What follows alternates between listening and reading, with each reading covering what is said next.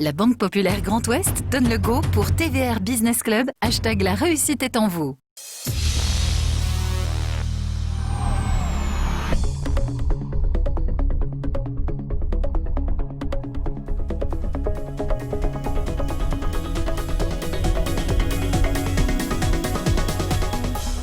Bonjour à tous, soyez les bienvenus pour votre TVR BPGO Business Club, un magazine qui ce soir se met déjà à l'heure olympique avec cette magnifique perspective de Paris 2024. Nous sommes ici à Paris depuis la place du village de la BPGO en compagnie de Maurice Bourrigaud, directeur général de la BPGO. Bonsoir Maurice. Bonsoir Stéphane. Et il faut une invitée vraiment prestigieuse et nous sommes très heureux de vous accueillir ce soir. Marie Barzac, vous êtes la directrice Impact et Héritage au sein du comité d'organisation des Jeux Olympiques et Paralympiques de Paris 2024. Bonjour, bonsoir. Merci d'être avec nous. Avant de démarrer cet entretien, j'ai vraiment envie de vous demander, car nous sommes aujourd'hui à 1410 jours du lancement des JO, 2 août 2024 à 20h, quels seraient vos 3 mots totems pour lancer cette émission ? Alors les mots totems, ce sera des jeux révolutionnaires, des jeux durables et puis des jeux spectaculaires. Alors on a énormément de questions à vous poser avec Maurice Bourrigaud. Il y aura également dans le courant de cette émission un sportif que vous connaissez très bien, médaillé à Rio, Pierre Lecoq, véliplanchiste, et puis également un chef d'entreprise de notre territoire, Vincent Legendre, du groupe éponyme Legendre, car aussi défi sportif, mais aussi retombées économiques pour tout un pays. C'est un petit peu l'esprit des Jeux ? Tout à fait. Les Jeux Olympiques et Paralympiques de Paris 2024 sont pour toute la France. Donc certes, ils vont se dérouler pour beaucoup en région parisienne, mais on souhaite vraiment partager le projet avec l'ensemble du territoire. Et la BPCE, avec sa tournée Entreprendre 2024, eh bien, nous accompagne pour qu'on puisse faire savoir que ces Jeux sont ouverts à tous. Maurice. Oui, alors ce seront des jeux spectaculaires, oui, révolutionnaires. Là, je pense qu'on ne saura rien sur ce sujet. Mais durable, qu'est-ce que ça veut dire ? Des Jeux durables, c'est une promesse qu'on a adressée déjà en candidature, quand on voulait faire la différence face à nos concurrents de l'époque, Los Angeles, Rome, Budapest à l'époque. On s'est dit que pour organiser les Jeux en France, il fallait rendre ces Jeux utiles, parce que ces Jeux devaient être acceptés par la population devait comprendre pourquoi on allait s'investir dans une telle organisation d'organiser les Jeux. Et donc du coup, on a construit un projet autour de ces Jeux durables, donc respectueux de l'environnement, mais aussi des Jeux à taille humaine, des Jeux qui s'adressent aux gens et qui vont avoir des objectifs inclusif, solidaire. Ça, c'est des sujets sur lesquels aujourd'hui on travaille très concrètement, notamment dans ma direction, mais c'est vraiment la marque de fabrique de Paris 2024. Alors le président Tony Estanguet a lancé le programme Bougez Plus parce qu'il l'a dit, au-delà de vouloir casser les codes, il y avait surtout ce souhait, cette envie très forte de faire bouger l'ensemble des Français à l'occasion des JO. Tout à fait. La sédentarité aujourd'hui est un fléau, on peut le dire, à l'échelle mondiale, mais la France n'est pas épargnée. Et donc on se dit que quel meilleur finalement événement et perspective que l'organisation des Jeux pour casser les courbes de la sédentarité et pour encourager les Français à être actifs, à bouger, à faire du sport. Donc vraiment, on a là maintenant 4 ans pour se mettre à l'activité physique et au sport. On n'est pas dans le monde des bisounours, Marie Barzac. Je crois que vous gérez un budget de 3,8 milliards d'euros. Oui. Vous avez une obligation de résultat. Vous allez pouvoir faire de l'innovation sociale et du résultat. Oui, parce que c'est un engagement fort. Aujourd'hui, on est en train de travailler sur nos budgets, comment on va dépenser efficacement cet argent, parce qu'on va tenir notre budget. Et on a dégagé une enveloppe de 50 millions qui est dédiée à la stratégie Impact et Héritage, donc cette stratégie de jeux durables. On a déjà pris des engagements financiers qu'on va tenir d'ici 2024. Et aujourd'hui, on a commencé déjà à mettre en place un certain nombre d'actions au service de cette stratégie. Alors Marie Barzac, pour faire un petit peu de décryptage, vous êtes la directrice Impact et Héritage aux Jeux Olympiques et Paralympiques. Derrière les mots, il se cache quoi ? Alors héritage, c'est effectivement nouveau, une direction héritage dans l'organisation des Jeux, parce qu'en général, quand on parle d'héritage, on parle de ce qu'on va laisser après, donc des équipements sportifs, bien souvent. La trace. Voilà, exactement. Et pour nous, c'est tout différent, puisque nos Jeux vont s'organiser là où les sites sont déjà existants, donc dans les plus beaux sites emblématiques parisiens, vous le savez, mais aussi au château de Versailles. Donc nous, on ne va pas laisser finalement d'éléphant blanc, aucune chance, puisqu'on va là où les sites existent déjà, on va utiliser Roland-Garros, on va utiliser le Stade de France. On va juste construire une piscine qui va être laissée au territoire de la Seine-Saint-Denis. Donc notre héritage, il va surtout être immatériel. Il va être au service de la population, au service des Français. Vous évoquiez tout à l'heure Bouger Plus, ce programme pour faire bouger les Français. Eh bien ça va être notre marque héritage. Et puis impact, c'est parce que quand on parle d'héritage, on a l'impression que c'est un peu plat. Donc on s'est dit, il faut mettre un mot punchy parce qu'on veut impacter en fait un certain nombre de sujets et on veut laisser cette trace et marquer, avoir des éléments forts, avoir des marqueurs Paris 2024 d'ici les Jeux.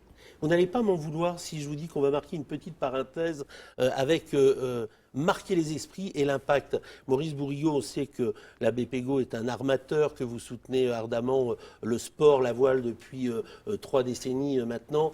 Il faut quand même parler d'Armel Lecléache parce que ce champion de légende est vraiment la entrée dans l'histoire de la solitaire du Figaro. 3 victoires quand on sait la difficulté de cette épreuve. Là encore, chapeau au chacal.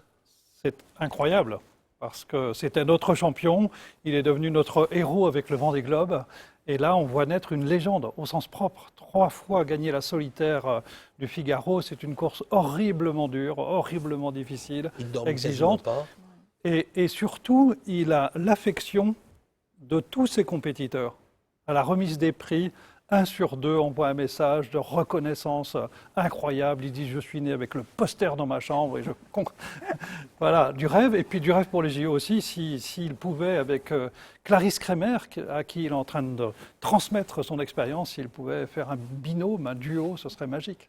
Voilà, parce que c'est le dernier détenteur de cette magnifique course qui va partir de Vendée à travers le monde. Marie Barzac, lorsque l'on regarde aussi les Jeux, vous en avez parlé, ce sont des retombées économiques. La France, elle va s'exposer au monde entier dans l'événement le plus important au monde. Ce sont des sportifs qui s'entraînent ardemment, qui préparent pour être prêts le jour J de la compétition. Mais c'est également toutes ces entreprises au savoir-faire important qui sont engagées dans cette compétition. Oui, alors c'est vrai que l'activité économique que va générer les Jeux, l'organisation des Jeux, pour nous doit s'adresser à toutes les entreprises et pas seulement, comme traditionnellement, aux grosses entreprises. Nous, on a vraiment pris le parti d'accompagner le tissu économique des TPE, PME, des entreprises de l'économie sociale et solidaire pour qu'elles soient, comme les grandes entreprises, sur la même ligne de départ. Et donc pour ça, on a investi dans la mise en place de plateformes, donc une plateforme pour les TPE, PME avec le MEDEF qui s'appelle Entreprise 2024, une plateforme qui s'appelle ESS 2024 avec la Maison des Canaux pour les structures de l'économie sociale et solidaire. Et ces plateformes, pour nous, sont les outils pour faire connaître à ce tissu économique en particulier l'organisation des Jeux, les marchés, mais aussi pour les accompagner à se préparer à répondre aux marchés qu'on va lancer. Donc, on donne de l'information économique en amont. Donc là, très concrètement, on va donner mi-octobre notre cartographie des achats pour les 2 années à venir, pour leur donner de la lisibilité sur le timing du lancement de nos marchés, pour leur donner le temps de travailler ensemble, de répondre à nos marchés ensemble, de s'associer à des plus grands. Et là, c'est une occasion unique, en fait, de montrer que ces Jeux vont profiter à tous, et puis également à toutes les entreprises qui sont partout en France. Pas seulement pour les entreprises qui sont en Île-de-France, comme ça pourrait être pensé par certains, mais vraiment pour tout le territoire. On peut fabriquer des goodies en Bretagne, comme à Paris, pour les Jeux Olympiques et Paralympiques de Paris 2024.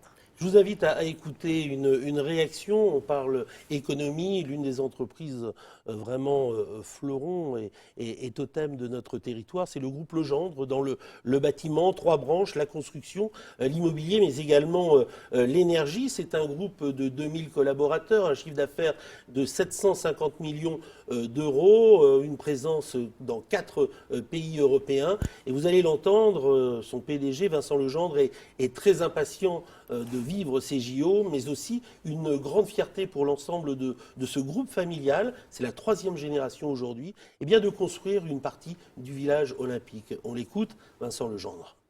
Moi je suis fier et hyper enthousiaste.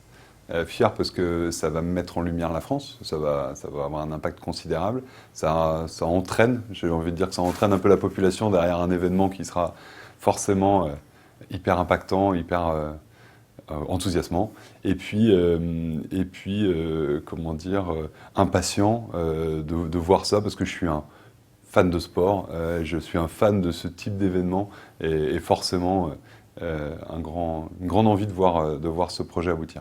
Eh bien, nous avons eu la chance d'être retenus pour participer à la construction du village des athlètes, donc sur Saint-Denis et sur l'île Saint-Denis exactement. Donc, en copromotion avec un autre promoteur, qui s'appelle Pichet. Nous nous sommes vus attribuer la réalisation du village des athlètes et une partie. Donc, c'est vraiment pour l'ensemble de nos collaborateurs une grande fierté de participer directement à la construction des infrastructures qui sont nécessaires pour ça. Et puis, c'est comment inscrire déjà de manière présente une nouvelle manière de construire, durable, en accord avec tout l'enjeu d'environnement et de frugalité économique autour de ces nouvelles infrastructures. Donc on est en plein dedans. Je trouve que c'est vraiment une chance superbe. Dans l'économie, Marie Barzac, et je rappelle que vous êtes directrice impact et héritage au sein du comité d'organisation des JO olympiques et paralympiques de Paris 2024.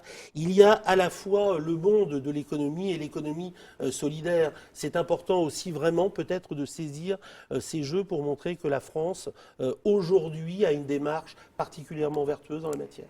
Oui, parce que c'est effectivement un savoir-faire en France. Ce tissu économique de l'économie sociale et solidaire représente aujourd'hui 10% de l'économie française. On considère qu'il y a des opportunités pour aller au-delà et les jeux peuvent être un accélérateur pour aller au-delà de ces 10%. Pour faire la démonstration que oui, c'est possible, à la condition de s'organiser, de se préparer. Et nous essayons de donner un maximum d'informations, d'accompagnement pour accompagner cette évolution. On veut vraiment des jeux inclusifs et solidaires parce que, comme je vous l'ai dit, on veut des jeux à taille humaine, on veut des jeux pour les gens, pour que ces jeux soient utiles. Et finalement, avoir des jeux qui s'adressent à tous les Français, c'est des jeux qui leur ressemblent. Donc des jeux qui font attention au tissu économique du handicap. Comment on va faire travailler le secteur du handicap à l'occasion des marchés qu'on va lancer. Comment on va faire travailler des acteurs qui sont investis dans la protection de l'environnement. Comment on va faire travailler des acteurs qui sont investis dans les territoires pour que les retombées soient bien dans nos territoires. Pour la Bretagne, c'est important, mais à l'échelle de tous les territoires français, c'est important. Donc on a vraiment cette volonté d'être très concret pour les Français. Marie Barzac, on poursuit ce TVR BPGO Business Club avec une question de Maurice Bourrigaud. Oui, alors soyons concrets, c'est une entreprise économique, on a bien compris. Entreprise avec un S 2024 toutattaché.fr ou 2024 entreprise avec un S sur Twitter, on a bien compris comment être informé. Oui. Comment est-ce qu'on s'organise? Comment est-ce que les petits sont aidés par les grands? Est-ce que vous encouragez les groupements? Comment ça s'organise concrètement? Un peu de méthode. Alors, un peu de méthode. D'abord donner de la lisibilité. Donc, clairement, on met les marchés sur la table. De quoi parle-t-on? Donc, on définit les secteurs d'activité dont on parle. Donc, nous, on a segmenté, en fait, les typologies de marchés qu'on va lancer. On va lancer des goodies, on va lancer de l'achat de matériel sportif, on va lancer du textile, on va lancer, etc., etc. Donc, déjà, on donne de la visibilité sur les secteurs d'activité qui vont être concernés. Ensuite, on demande à ces secteurs d'activité de se référencer pour qu'elles se fassent connaître auprès de nous à travers ces plateformes. Donc, ces entreprises vont se référencer en faisant connaître leur savoir-faire. Ensuite, nous, on met avec ces deux plateformes des moyens. Donc, on accompagne ces deux plateformes pour mettre en place des séquences de travail, des meet-up, pour qu'on associe des grands et des petits, pour qu'ils apprennent à travailler les uns avec les autres. Et puis aussi pour qu'ils fassent connaître leur savoir-faire, et puis aussi pour qu'ils se forment à la commande publique, puisque nous sommes soumis à la commande publique. C'est pas si évident de savoir répondre à un marché en commande publique. Donc là, session, information, accompagnement, formation. Il y a des outils qui sont mis en place pour les questions fiscales, les questions sociales, les questions d'administration, en gros. Donc tout ça est proposé. Et puis, encore une fois, on vient concrètement parler des projets qui sont lancés. Donc c'est vraiment ça la marque de fabrique. On a un sourcing code, donc c'est-à-dire un outil qui va nous permettre aussi d'expliquer comment on va noter les marchés. Donc ceux qui vont devoir répondre à nos marchés connaissent les règles. Ils vont être évalués sur des réponses. Critères, voilà, donc il y a les critères classiques, donc le prix, livrer en temps et en heure, avoir la capacité à répondre, etc. Mais il y a 5 critères complémentaires qui vont en fait être primordiaux pour nous parce que ça va nous permettre de noter les réponses des structures qui vont répondre à notre marché. 1, qu'est-ce que vous faites pour l'économie circulaire? 2, qu'est-ce que vous faites pour les publics en situation de handicap? 3, qu'est-ce que vous faites pour l'environnement et pour accompagner Paris 2024 dans sa promesse de neutralité carbone? 4, qu'est-ce que vous faites pour les territoires? Et 5, qu'est-ce que vous faites pour l'innovation sociale? Pour chaque marché, on va identifier quel est le critère le plus important? Pour certains marchés, ça va être plutôt l'innovation sociale et l'environnement. Pour d'autres marchés, ça va plutôt être le secteur, parce qu'il y a une culture des marchés réservés au secteur du handicap. On se dit sur la restauration, typiquement, on peut plus faire travailler les personnes en situation de handicap. Donc on va aussi panacher ces 5 critères les uns par rapport aux autres. Et puis ensuite, on va noter et puis on prendra le meilleur. J'ai l'impression que c'est très structuré. Je crois que c'est vraiment lisible. Là. Je m'adresse à tous les chefs d'entreprise, à tous les syndicats professionnels. C'est vraiment lisible, c'est vraiment facile. Préférence nationale, s'il vous plaît. Vous allez bien vous organiser pour ça. Alors, comme vous le savez, on est soumis à la commande publique, donc on respecte les règles de l'Union européenne. Pour autant, dans les 5 critères que je vous ai cités, il y en a un qui s'appelle impact sur les territoires. C'est une façon de montrer qu'on va prendre en considération l'activité économique que du coup le fournisseur va générer sur le territoire. Une façon de dire qu'on va s'intéresser effectivement à l'impact en France.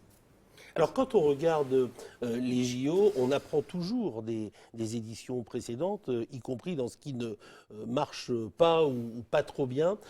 C'est quoi vraiment le schéma de Paris 24 pour atteindre le zéro défaut pratiquement ? Alors effectivement, c'est faire du benchmark, c'est-à-dire voir ce qu'ont fait les autres et ce qu'on pourrait faire de mieux. Je vais vous donner un exemple sur un sujet que vous avez évoqué tout à l'heure. Londres s'est engagé à faire bouger les Anglais. Donc ils ont eu, comme nous, la volonté de se dire on a les Jeux, il faut qu'on mette les Anglais au sport. Donc ils ont lancé un programme 2 ans avant les Jeux pour faire bouger les Anglais, donc avec mobilisation du mouvement sportif, des campagnes de communication sur les bienfaits de l'activité physique et sportive, etc. Et puis du coup, ça a marché. Donc au lendemain des Jeux de Londres, il y a eu plus de personnes inscrites dans les clubs de sport, plus de pratiques sportives, plus d'actifs. Et puis 2 ans après l'organisation, ça a commencé en 2014, a baissé. Et puis finalement, 4 ans après les Jeux, ils étaient en deçà de ce qu'ils étaient 2 ans avant les Jeux.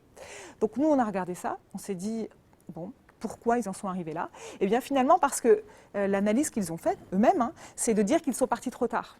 Partir seulement 2 ans avant l'organisation des Jeux ne permet pas d'offrir une offre de pratiques sportives suffisamment variée et de qualité pour qu'elle soit pérenne et que du coup elle arrive à fidéliser les pratiquants. Les nouveaux pratiquants qui sont arrivés avec l'effet jeu, parce qu'il y a toujours un effet Coupe du monde de foot, on va dans un club de foot, Coupe du monde de judo, on va dans un club de judo. Il y a de ça existe toujours et pour les Jeux c'est décuplé.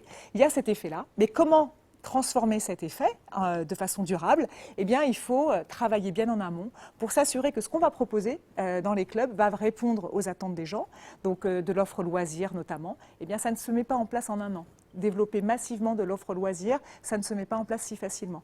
Et donc, du coup, c'est pour ça que nous, on part très en amont sur cette stratégie pour se donner les moyens d'installer de façon durable, finalement, des offres de pratiques sportives et d'activités physiques pour les Français, pour s'assurer qu'ils vont durablement être plus actifs.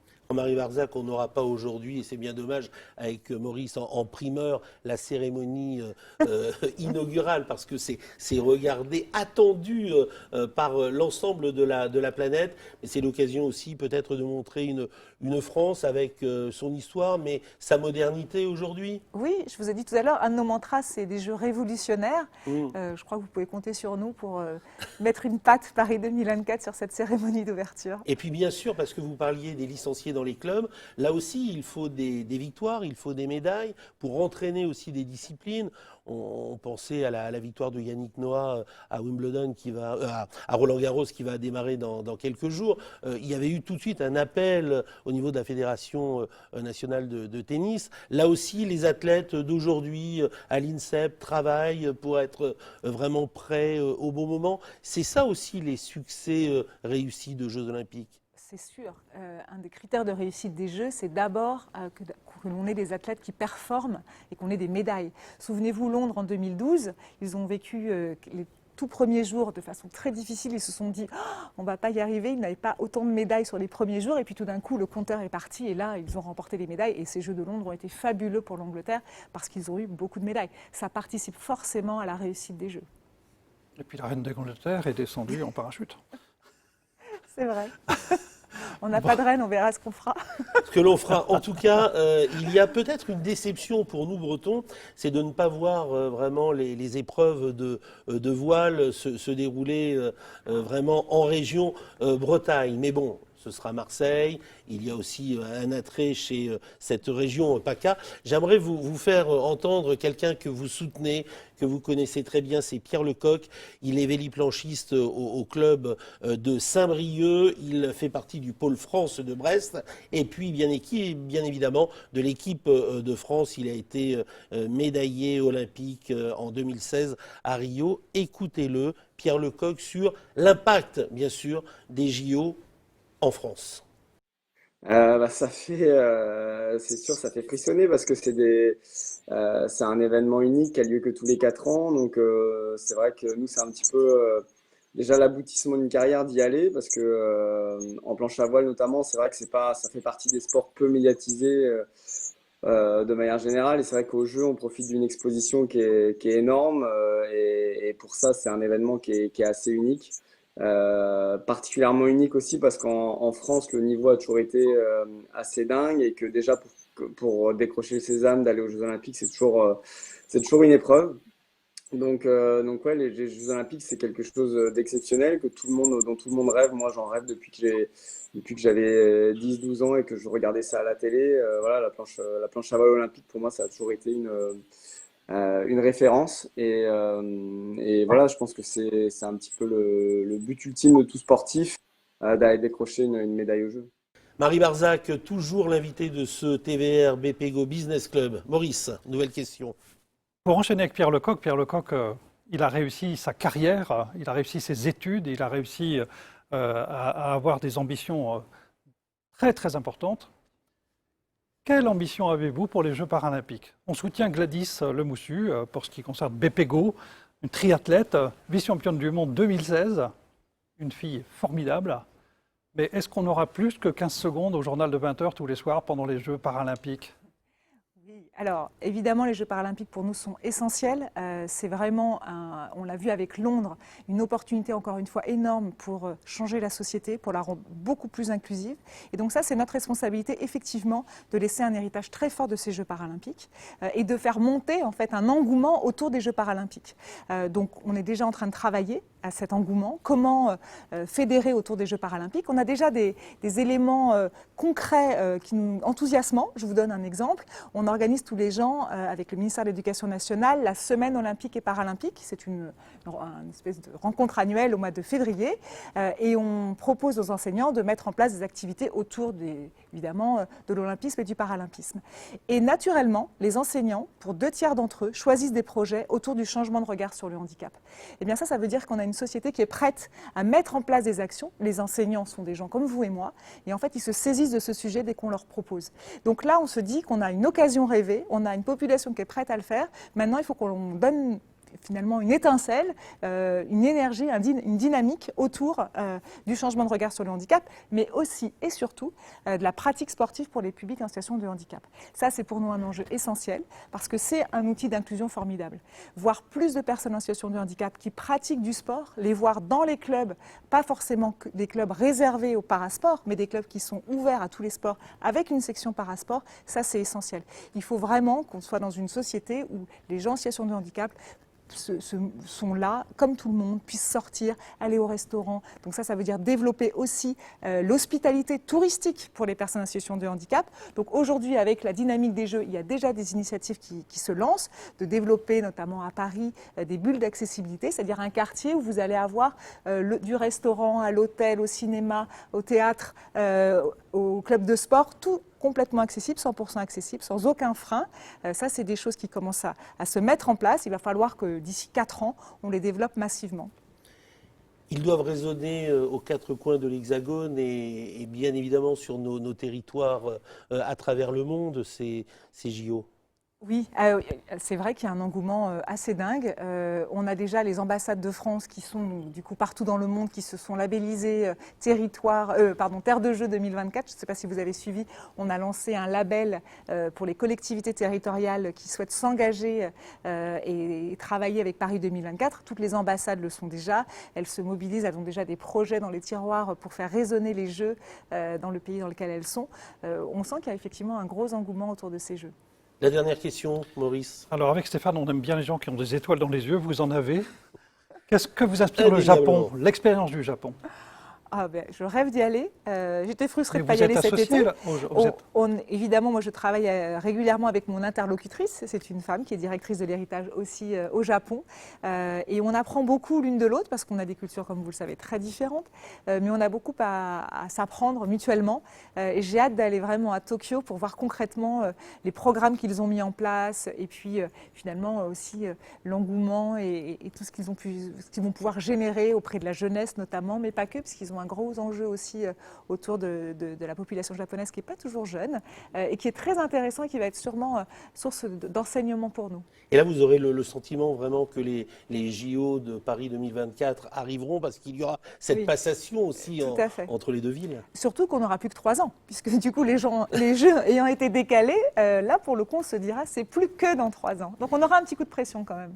Marie Barzac, merci beaucoup d'avoir répondu à l'invitation du TVR BPGO Business Club. On était très très heureux de vous rencontrer, mais permettez-moi de vous lancer une invitation juste un peu avant 2024, et puis on aura l'occasion de faire une émission également sur notre plateau de l'Atrium à Polaris, à la BPGO. Vous reviendrez? Je viendrai en Bretagne avec plaisir.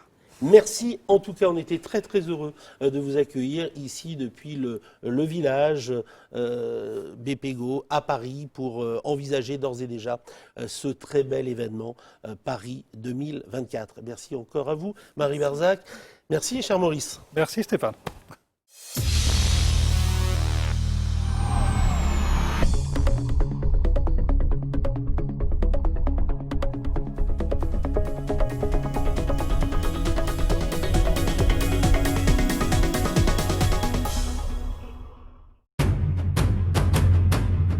La Banque Populaire Grand Ouest donne le go pour TVR Business Club, #la réussite est en vous.